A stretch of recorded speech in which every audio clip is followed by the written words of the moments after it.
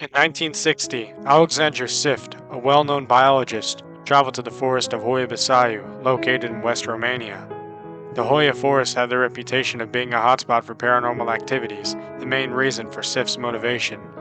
He wrote many notes about his experiences there, but many were found burnt upon his death in 1993. The notes that survived detailed his experiments on the forest with test subjects. In every one of his notes, he ended by saying, "Knowledge is harmful. Ignorance is bliss."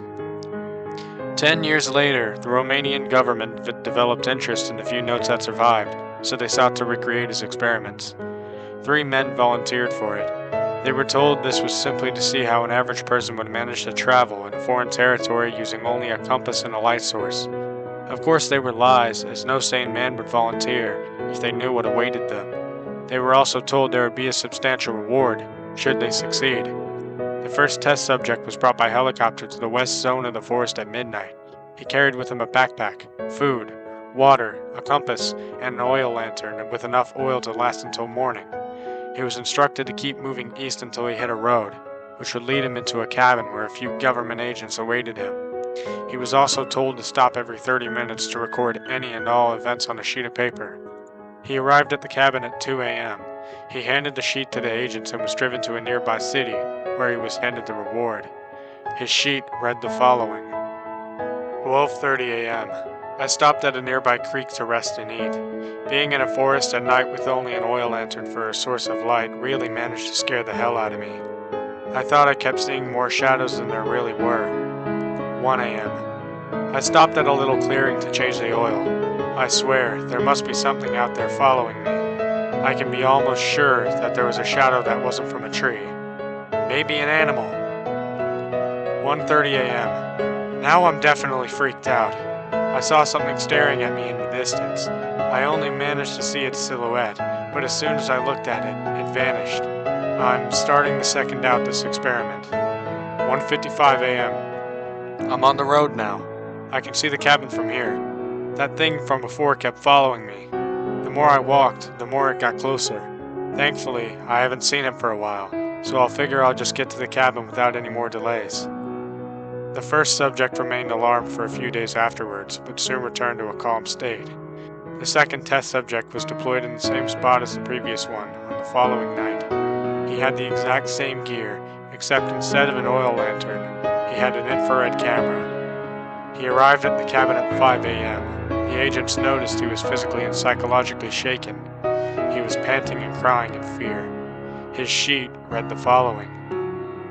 12:30 a.m. This camera really doesn't help me navigate. I even fell a few times because of it. Almost everything I see is blue and black, except for the occasional red spot of an animal or bird. 1 a.m. I don't know what the fuck you guys put out here with me, but it's not funny. I took a break to drink some water when I heard a rattle coming from deep within the forest. I took my camera to see what it was, but I can be sure that was no normal animal.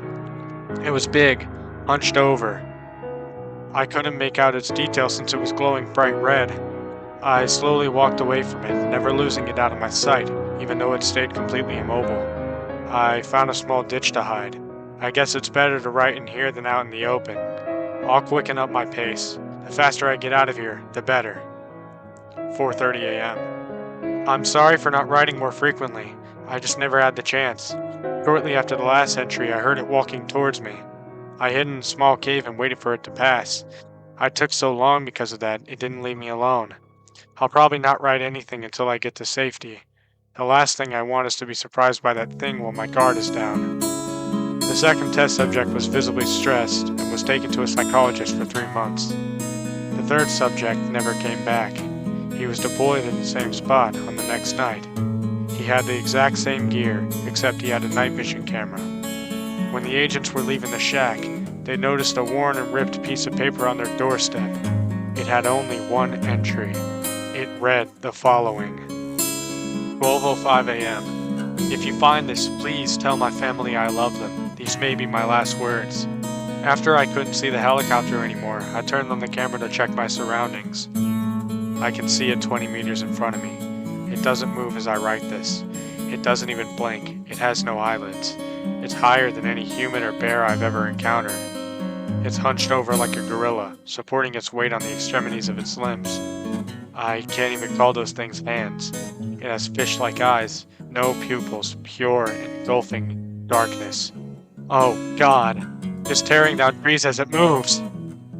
After the conclusion of the experiment, the Romanian government placed an electrified fence and guard towers surrounding the entire Hoya Basayu forest. They made sure not to let anyone in or out.